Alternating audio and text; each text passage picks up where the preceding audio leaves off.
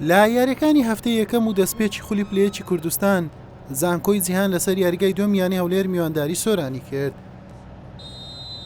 لانیوە یەکەم هەردوو تیپ بە هەستیاری و مامەڵەیان لەگەڵ یاریەکە دەکرد.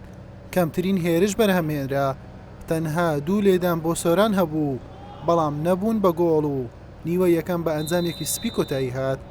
لانیوەی دووەم و لاخولەکی 55 هۆگر سعدی بربەستی یەکسانی شکاند و سۆرانی بە گۆڵ یەکەم پێشخست.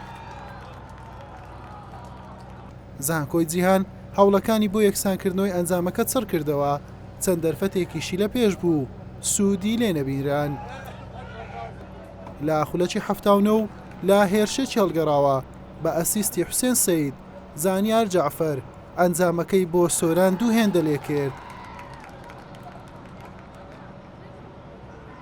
زانکۆی جیهان نەیتوانی جیاوازیەکە کەم بکاتەوە و یاری بە دوو گۆڵی پاک بە سوودی سۆران کۆتایی هات.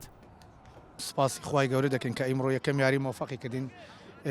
بخۆتە زان یاری یەکەمی دەوری هەموو یارێک زەحمەتە، بەڵام ئێمە کێشەکمان ئەمە فەریقەمان لە فترەیەکی کەم وەرگرتێت، تەنها چەند ڕۆژەکە وەرمانگرتی، ینی تەنها ئەو ڕێخستنەوەی ئەو فەریقە بەماوەی کەم زەحمەتی زۆرمانی. بە سوپاس بۆخوا ئێمە ئیشمان بەس تەنها لەسەرەوە کرد کە بتوانین ئەو فەریقی باش بە کەمترین کات ئامادە بکەینەوە بتوانین لە یەکەم یاری مۆفەق بین.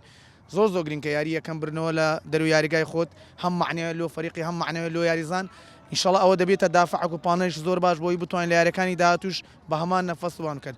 بەڕاستی ئێمە یعنی ئامخۆ ئامادەکردنەوەی باشمان کرد، بەڵام ئیتر تۆپانێ جاروێ فەریق مۆفەق نابی. وەکو ئەدا بەڕاستیمە لە جەم یەکەم باش نەبووین، هەتا نیو سەعاتی بیدای سەرەتایی یاری بەڕاستی من نەکەیتن ناو جەوی گەمەکەی. ئەوەش تۆپانێ زۆر جاروێ لاعب مۆفەق نابی.